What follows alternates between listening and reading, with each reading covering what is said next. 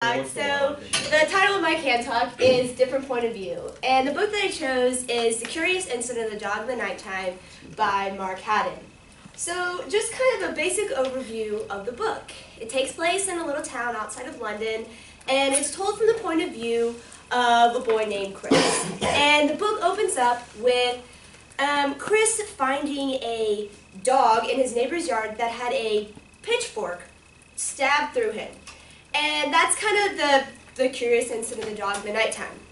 So the whole beginning of this book kind of starts off with Chris trying to find out who the murderer of this dog is. So he's going around asking all his neighbors, and he decides that he's going to write a book about it. But in the mix of all this, trying to solve the mystery of who killed the dog, he discovers some new information about his family. I don't want to spoil it because it's a very good book and I highly recommend it. But basically, he discovers some information about his family because in the book it says that he thinks that his mom has passed away. But he discovers some new information that leads him on a new adventure to London, and he goes by himself. But the title of it is called Different Point of View for a reason. So Chris is not, your kind of different from your regular teenager. Chris has Asperger's syndrome. So this is it's told from his point of view, a first-person point of view from Christopher.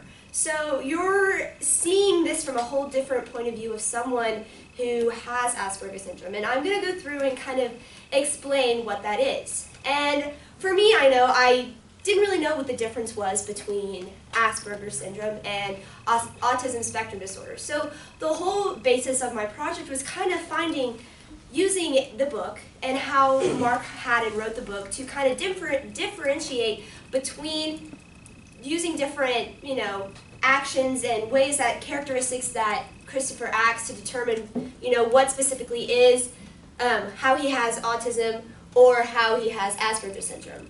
So by getting this different point of view, you get this kind of a new perspective on a way that, somebody who has these disorders to kind of how they see the world and how they handle situations.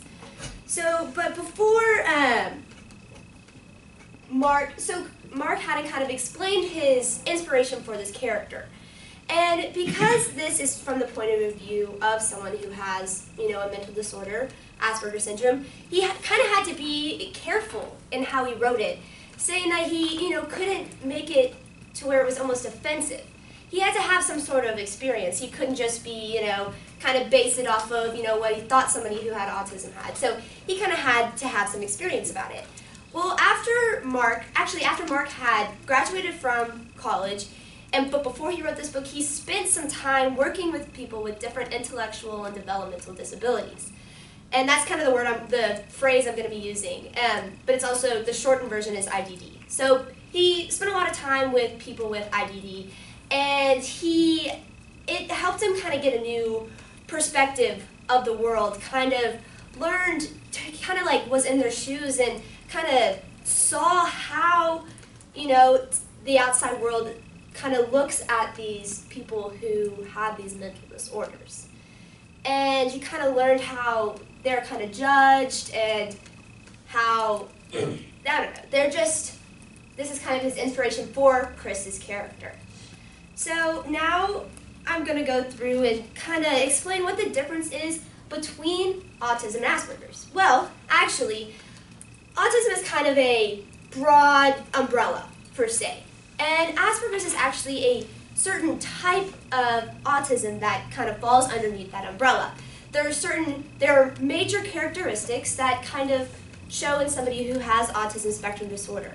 And then there are certain characteristics that kind of point to somebody having Asperger's syndrome. And so I'm going to kind of go through the broad characteristics, and then I'm going to narrow it down to how Chris has specifically Asperger's syndrome. So some of the major signs of autism, this is from Autism Speaks website, and Autism Speaks is an organization that kind of works for helping people understand more about autism and people with it, and kind of understanding more about how these people live and stuff like that. So some of the autism is kind of defined as a condition where people have trouble with social skills and they have repetitive behaviors and they kind of have problem with speech, communication, and sometimes are nonverbal. So, but some of the aspects of somebody who has autism is that they lack eye contact and they feel like most of the time they want to be alone. And for Christopher, in this book, he had to spend a lot of time talking to strangers, which he didn't like. He could not stand to talk to strangers. They taught about it at his school about stranger danger, but he just didn't want. He avoided eye contact with them, and he didn't like talking to these strangers. But he also wanted to spend a lot of time alone. When he would, freak out about something, he would kind of find a place to hide. He went and hid behind a shed, and he hid between two cars because he kind of liked that feeling of being alone. I know that a lot of us sometimes like the feeling of being alone and, don't like to, have contact with other people. But for people who have autism, it's more of a kind of a security kind of a thing that, it's kind of hard for them to make that connection between people, and making eye contact is difficult. Some other things that people with autism might have is that it's kind of hard for them to understand other people's feelings. For in the instance of this book, at the very beginning, we find out that Chris's mother has passed away.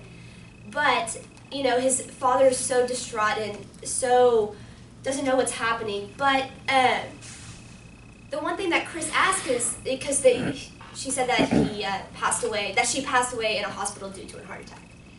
But after Chris had found out this information, the first questions he asked is, what kind of heart attack? He didn't really take the time to empathize with his father and actually take in the emotions that, of his mother passing away. He was sad. He noticed that his dad was sad, and he just was like, what kind of heart attack? And then he spends a large portion of the book kind of explaining the different types, Some other things might be, something small changes in your environment and your routine, and Chris would notice. Chris had a specific timetable of exactly what he was going to do that day, down to the very minute, and he followed it to the T. But when something was off schedule, it would cause him to freak out and kind of not know what's going on. He liked how having a timetable kind of made him feel secure. Like it provided a security and kind of had control over his actions. And even something changed in the environment. He noticed that in one of his classrooms that a poster had fallen down but had been put back up. But he noticed that it was just off by just a little bit. And he noticed the small things. He took in everything. So that's just kind of one thing that, comes with somebody who has autism. Another major sign is that somebody might have an unusual reaction to different sounds, smells, tastes, lights, and colors. So for Chris, for example, he could not stand the color yellow or brown. It made him feel uncomfortable, it made him feel sick. He wouldn't eat anything that was yellow or brown. He wouldn't touch anything that was yellow or brown, wouldn't wear anything yellow or brown. And that's just, I noticed because my brother is on the autistic spectrum, and I can learn from, experience that my brother hates loud noises. Especially when he was younger. Now that he's older, not so much, but when he was younger, he couldn't stand it. When we would go to, a basketball game per se, we had to bring some of those, protective earphones so he just wouldn't have to deal with it, and it would just make him feel really uncomfortable. But another thing that kind of comes with people who have autism is that maybe autism isn't the only thing they have. A lot of different other psychological disorders come along. So for Chris, when he would be riding the bus to school, he would watch the cars as they could go by. And if he saw 4 red cars in a row pass him, he was like, I'm going to have a super good day. So that day he would, interact with his teachers and eat lunch. But if he saw 4 yellow cars on the way to school, it was called a black day. And he would sit in the corner by himself and he wouldn't eat lunch. So that kind of falls under a diagnosis for OCD. So OCD, and how he is so into these repetitive behaviors and routine and how everything needs to be in that way and how it will affect his behavior that day. And not only OCD is a possible other psychiatric disorder that comes with it. There could also be ADHD and multiple other ones that come along. So this is kind of the major signs that you can kind of notice if somebody who has autism. So now we're going to kind of, autism is most of the time referred to on a spectrum. It's called autism spectrum disorder. So by a spectrum, it means that there are a wide variety of symptoms. So the signs that I mentioned earlier, somebody who might have autism might not have all of them, might only have a few, might only have one. But there's kind of a spectrum on how many they have and the severity of these syndromes. So there's the high end of the spectrum, the high functioning end of the spectrum. So people on the high functioning end of the spectrum, it would be almost hard for someone to notice that they're even on the spectrum.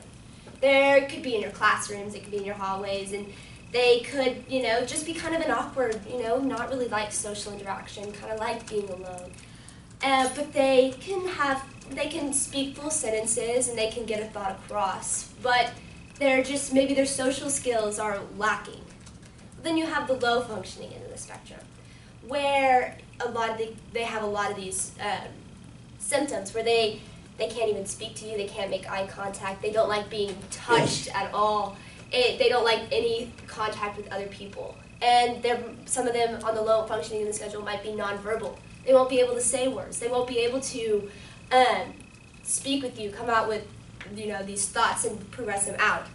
So using kind of this spectrum, I placed Christopher on the spectrum. So I placed him kind of in the middle to high functioning range. And a lot of times throughout the books, you hear of Chris not wanting to be touched at all. He couldn't stand it when not even his own father, his own mother touched him because it made him sick. But he could get out sentences and talk to his father, to his teachers.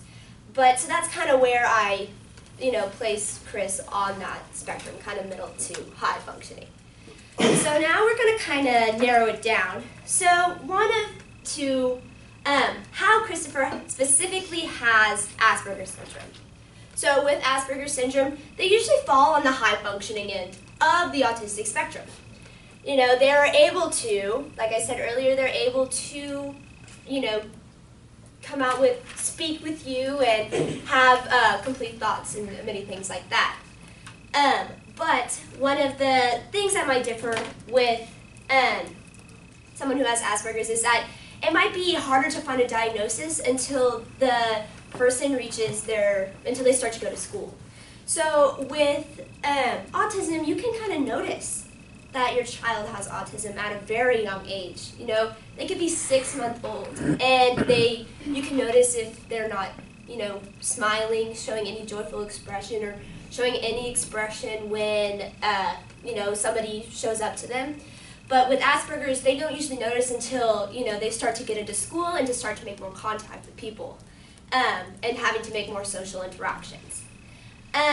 Also, another thing with Asperger's is that people with Asperger's usually have very high speech development. They are able to use big words, and they have a very large vocabulary. But, and that's kind of different from, people with autism, that they are some people can be kind of lower on the spectrum and not be able to really come out with words and speak with you. And another thing that comes with Asperger's is that these people who have Asperger's usually have incredibly high IQs and are very smart in one area of one subject in particular. Chris was incredibly smart with math. I mean, he was taking his A-level math, and he would be the first one in his school to be able to do that. And he would, after taking that, he could start to go on to taking these other math courses, physics, and he would get to go to university a lot, which is very kind of unusual for his thing. But he was also with this high IQ, he was able to talk about some of these kind of these abstract topics. He talked about if he believed in God or not, but he said that he didn't believe in God, and that it was kind of like a security for people. But that, because he was saying that, you know, he didn't believe in God, that's kind of one reason that this book, Curious Into the Dawn of the Nighttime, was 2015's, it was on the list of the top 10 most challenged books in 2015, because of this atheist kind of talking about. So that's kind of how, I hope that I made a good enough explanation kind of saying how Christopher kind of falls into the autism umbrella, but specifically falls into the Asperger's syndrome category. So one of the things that I also talked about in my thesis is something that I'm passionate about, not exclusion, but like promoting, obviously, just kind of recognizing that people with intellectual and developmental disabilities are highly excluded in society. You know, they might, you know, it might be hard for them to, you know, go out and find a job, but sometimes people won't hire them because they have these things. So because Mark Haddon uses the perspective, the first person perspective of Christopher, who has Asperger's syndrome, he kind of gives you a first-hand look of somebody who society is kind of, you know, judging and kind of pushing around. Like, for example, when Chris would get off the bus, he heard kids from down the street coming from another school yelling, special needs, special needs, special needs. But Chris didn't let that bother him. But, you know, if his parents would have heard that, like, I feel like that would just be so hard on the people that are close to these people. And that's kind of like, I know I'm kind of, I don't want to be like a promoter, but like, I work with Best Buddies, and that's kind of the main goal. We're working for the inclusion of people with these intellectual and developmental disabilities, and trying to include them into society, economically, socially, with jobs and with friendships, and that's kind of one of the main things of that. So I just talked about how Mark Haddon was able to give you that view of these people in societies from a first-hand look.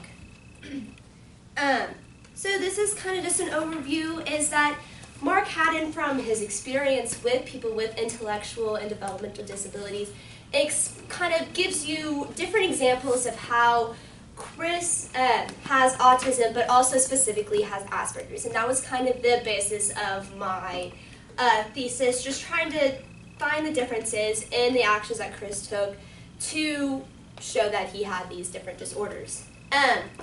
But then how he also showed the struggle of these people in society and how they're judged and ridiculed just because they're different. And so it kind of teaches you, I hope, like when I read this book, you know, it kind of gives you a new perspective, and it kind of gives you what it's like to be in that person's shoes and experience these different things. So I highly recommend this book. It was literally so good. I read it in a day. It was very good. And it's an easy read, and it's just different. You know, one of the different things about it is that the chapter numbers are all prime numbers. They're not 1, 2, 3, 4. They're all prime numbers. And yes, Chris was incredibly smart with math. He could get very high on the prime number scale. And it's just a different book. And I hope that everybody reads it. Thank you.